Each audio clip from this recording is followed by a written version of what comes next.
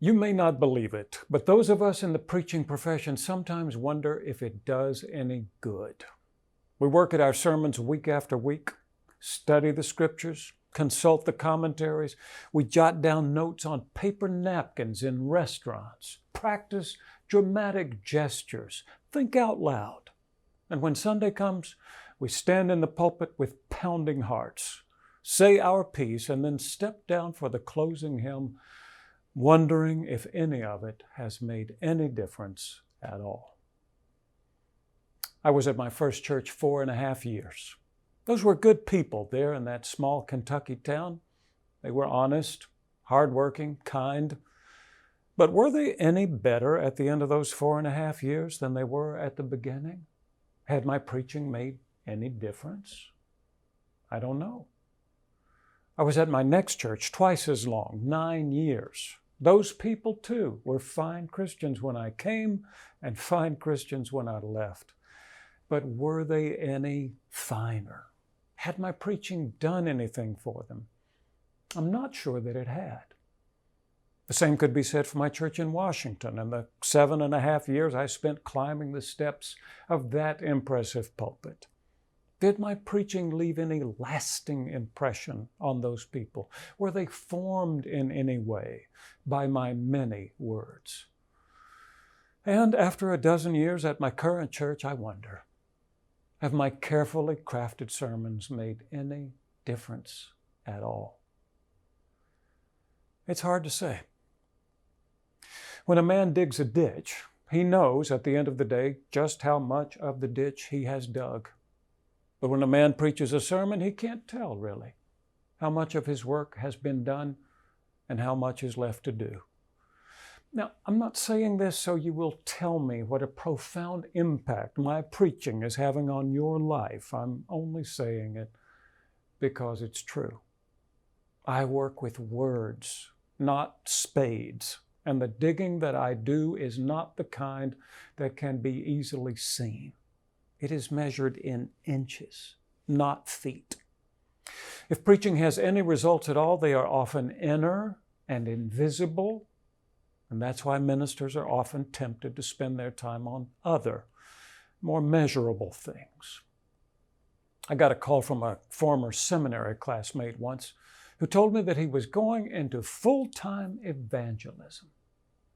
How did you make that decision, I asked? And he talked about being in Russia when Billy Graham was there, about having the opportunity to preach once himself and seeing people respond by the hundreds, he said, to his invitation.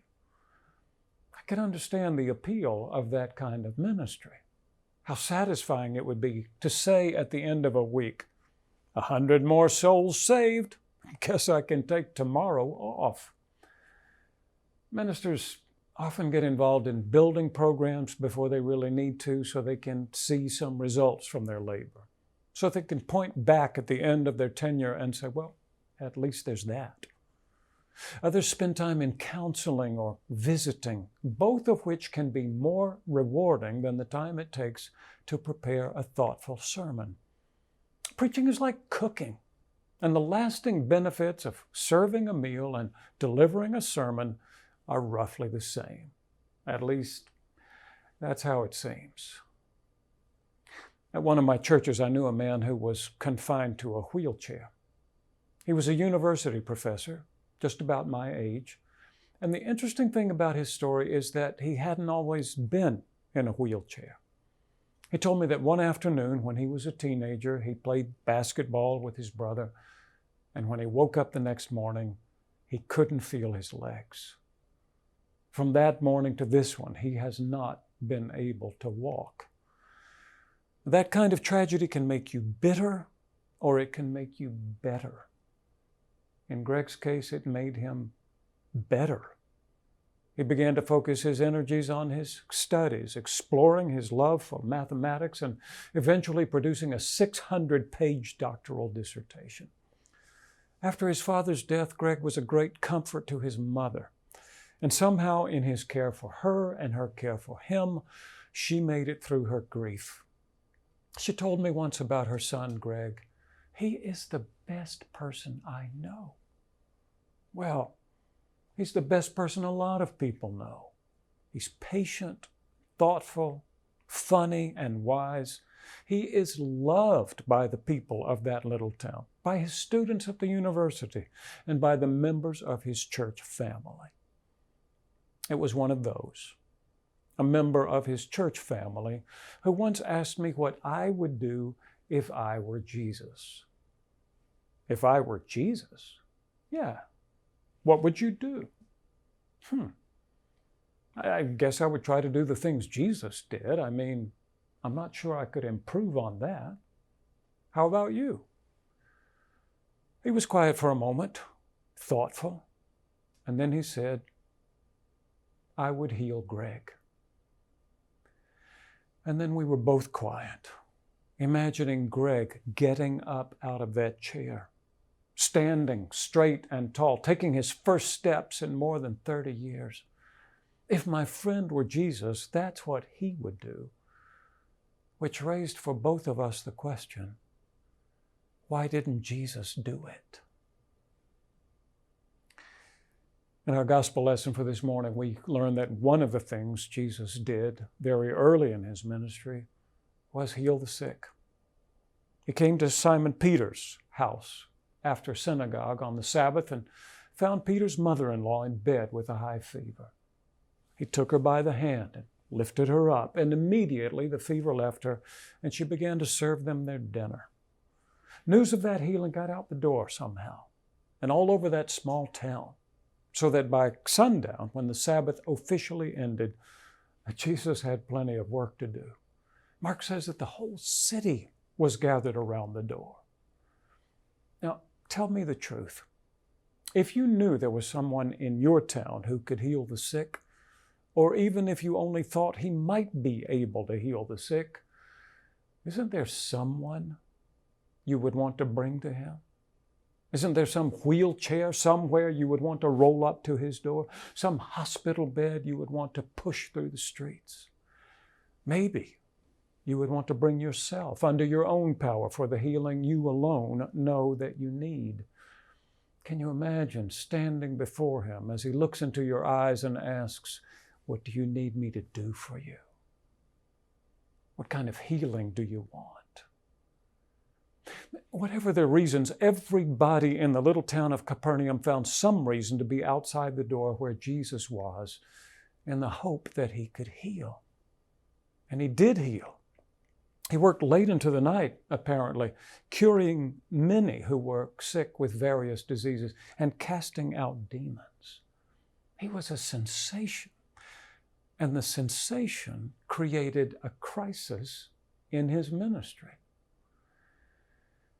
Mark tells us that Jesus was tempted by Satan in the wilderness, but he doesn't give us many details. You have to look to Matthew or Luke for that. There we learn that Satan tempted him, first of all, by asking him to turn stones into bread. It would have been a good thing to do. There were so many stones out there in the wilderness that if anyone could turn them into bread, that person could feed the nation, could feed the world. And that would be a good thing, wouldn't it? Behind Satan's suggestion that Jesus turned stones into bread to feed his own hunger was the more subtle temptation to feed the world's hunger. And Jesus must have labored over his answer. Man does not live by bread alone, he said at last, but by every word that comes from the mouth of God. It was a recognition of the difference between those things that are temporal and those things that are eternal. Feed someone today and you will need to feed him again tomorrow, but give him the word of life and he can live forever. Does that mean that we have no obligation to feed the hungry? Of course it doesn't. We collect food at my church week after week. We store it on shelves in our food pantry. We put it in bags and give it to those people who need it.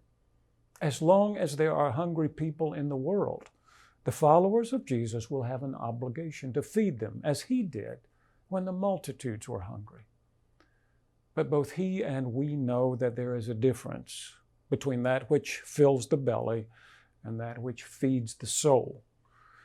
One lasts for a few hours, the other can last forever. But think back to that evening in Capernaum when Jesus was touching and healing the sick. Think of the wonder on their faces, the gratitude. As crippled limbs were straightened, as atrophied muscles grew strong, as people walked who hadn't walked in years, as they leaped and danced and whirled about. Think of those who were doubled over with illness, standing straight and tall. Those who were covered with weeping sores, becoming clean and whole. Those who were dying of disease, feeling healthy and strong and able again. Could there be anything on earth more satisfying than having that power and using it for that purpose? The gratitude would have been overwhelming. The response, enormous. News would have spread like wildfire across the Galilee, and every person who could push a wheelchair would be pushing one fast to that place where Jesus was. These are the thoughts that must have been going through his head as he tried to sleep that night. Exhausted by the day's events, he would have fallen into bed sometime after midnight and dropped off immediately. But after a few hours, after the strength had come back into his tired body, he would have started to stir. I would have seen their faces again, that the desperate need that was there. The hands reaching out toward him, trying to touch him. The mothers holding out their babies. The fathers bringing their sons. He would have tossed and turned on his narrow bed, reliving the whole experience until sometime long before daybreak, he got up from his bed and slipped out the door to find a quiet place to pray. He went to the wilderness, Mark says, a word that has been used only once before in this gospel. The wilderness is where the Spirit drove him to be tempted by Satan. And on that morning in Capernaum, it seemed that the Spirit was driving him again to that place where he could wrestle with this temptation to be a healer, and perhaps a healer only. We don't know how long he spent in prayer, but eventually his disciples came looking for him. They hunted him down, Mark says. They found him out there in the wilderness, and they said to him, "Master, everybody is looking for you." And you know what they were thinking. "Master, come back to Capernaum. Come back and begin that healing ministry again." They could almost see where all of this was taking them. They would build a clinic right there in Capernaum. They would pave a few acres for a parking lot. They would put a sign over the door that said, "Real miracles, sensibly priced." Jesus would have a healing ministry in Capernaum that would be popular everywhere. His mission was settled, at least as far as the disciples were concerned. But not as far as Jesus was concerned. He looked at those disciples and said to them, "Let us go on to the other towns also, so that I can preach the word. For this is why I came out." And in that moment, Jesus said it. My mission is not to heal all the sick of the world, but to preach that life-giving word. If any of us ever wonder if preaching makes any difference, here is the answer Jesus gives. It does. It can make all the difference in the world. It is the reason that I came.